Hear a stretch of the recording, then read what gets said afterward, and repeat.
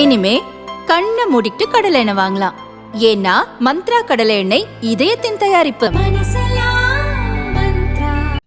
பாரதிய ஜனதா மாநில விவசாய அணி தலைவரும் கோவை தேர்தல் பொறுப்பாளருமான நாகராஜின் அறிக்கை. லோக்சபா தேர்தலில் கோவையில் உள்ள 2048 பூத்களில் பாரதிய ஜனதாவுக்கு ஓட்டு போடக்கூடியவர்களின் பெயர்கள் நீக்கப்பட்டிருந்தன.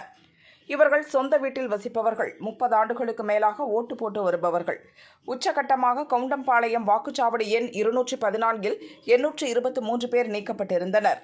இவர்களில் பெரும்பாலானோர் குறிப்பிட்ட சமூகத்தைச் சேர்ந்தவர்கள். தெப்பக்குளத்தில் 153 முதல் 158 வரையுள்ள வாக்குச்சாவடிகளில் 200 ஓட்டுகள் நீக்கப்பட்டுள்ளன. இவர்கள் வட இந்தியர்கள், பாரதிய ஜனதாவுக்கு ஓட்டு போடக்கூடியவர்கள். இவர்கள் உள்ளூர் திமுக, அதிமுக நிர்வாகிகளுக்கு நன்கு அறிந்தவர்கள். பெயர்கள் நீக்கப்பட்டிருப்பது தெரிந்தும் அந்த கட்சியினர் மௌனமாக இருந்துவிட்டனர்.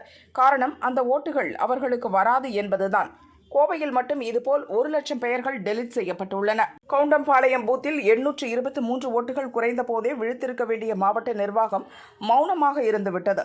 இது பற்றி புகார் அளிக்க சென்றபோது தேர்தல் முடிந்த பின்பே அந்த மனுவை பெற்றது. திமுகவின் விஞ்ஞான முறைகேடுக்கு மாவட்ட நிர்வாகமும் துணை போனதற்கு சாட்சி.